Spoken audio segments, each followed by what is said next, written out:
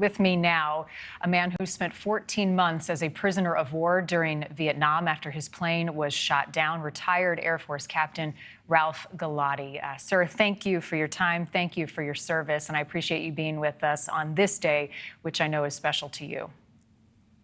It is, and I appreciate your time. Thanks.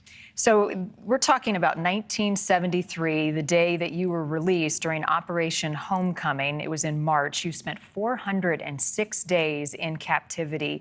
Take me back to that time, how old you were, and the greatest challenges of being captured. I was only 23, and by the time that I got captured, it was near the end of the war. So my time was relatively short compared to a lot of the other POWs that were there from 4 to 8 years. So their performance and their resistance and resiliency for many years made it easier for us to survive and tolerate a much shorter period of captivity. But the important thing was, by the time I was shot down, we had the creation of the POW MIA flag that you showed, and I appreciate that. We have POW MIA bracelets. So a message that I was able to bring in 1972 to POWs that were there for many years, where they were not forgotten. And that was a really important message to deliver, that the American public, as toxic as Vietnam was and the veterans coming back from the war, it was important for them to know that the American people had not abandoned them. That they weren't forgotten then and they're not forgotten now. Your POW experience, how did it shape your perspective on life and service? It was pretty remarkable. I was lucky by the time I got out of solitary confinement and had the chance to live with other POWs. As a young guy, I was the second youngest and second most junior, so I had great opportunity to have mentors that shaped my military life and my life as an adult.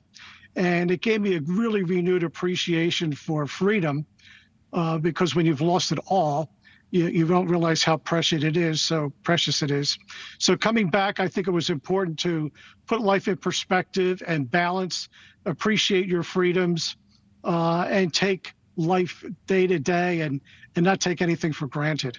Yeah, perspective comes in many ways, and for you, and some very scary ones. Finally, Ralph, you work a lot with veterans now. What is and continues to be their greatest need, whether they were a POW or not?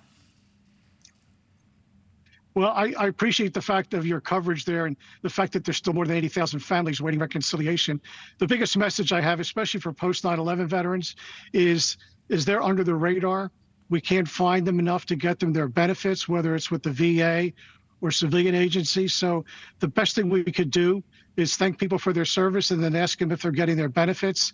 And if not, point them in the right direction, either an Office of Veteran Services or a veteran service organization, to get every eligible veteran every benefit that they qualify for. Ralph Galati, I commend you for your voice and for your service, and I enjoyed speaking with you today. Thank you.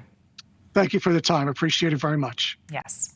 Thank you for watching. Go to NewsNationNow.com to find NewsNation on your television provider. And don't forget to click the red subscribe button below to get more of NewsNation's fact-driven, unbiased coverage.